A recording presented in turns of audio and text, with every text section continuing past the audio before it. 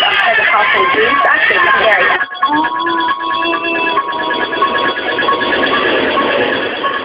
We're so saya. We're so excited dahil lahat tayo ay Uber dito sa Uber. At eto nga, maagang Halloween party dito sa bahay ni Kuya. At kasama ko na nga ngayon ang mga kids na mag-trick-or-treat mamaya sa garden area. At ang ating mga housemates mismo ang makakasama nila. Kids, ready na ba kayong makipag-trick-or-treat sa mga housemates? Ay, ready na ba kayong makipag-trick-or-treat sa mga housemates? Paano sila mga... sila mga bata. Ayan, nilagay na kasi nila yung kanilang mga scary face para ipakita sa ating mga housemates. Pero bago niyan, pipili na ba tayo ng ating favorite kids? Sige, pakita niyo nga yung mga scary face niya. Pakita niyo. Pakita niyo. At ang scariest face ay bibigyan natin ng treat ngayon pa lang. Kaya pumili naman ng prize ng ating... Wow!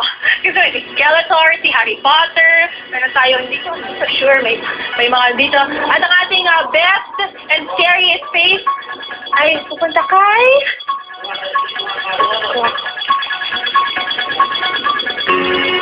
Hi! O, tama na scary face, smile na, yan, Candy.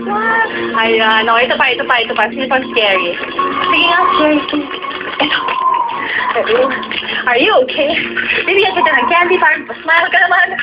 Ayan. Parang scarecrow na. Welcome. Mag-take your shout. Miss niya. Okay. Sino ba scary dyan? Sino scary? Ay, nahulog. Sino ba scary dyan? Ito kanina ba ito nakasinabi? Scary. Ayan. Candy for night. You're welcome. Ayan na nga. Trick-or-treat. Bagang trick-or-treat dito sa bahay ni Kuya. Pero bago niyan, babalikan ko muna ang ating kwento kanina.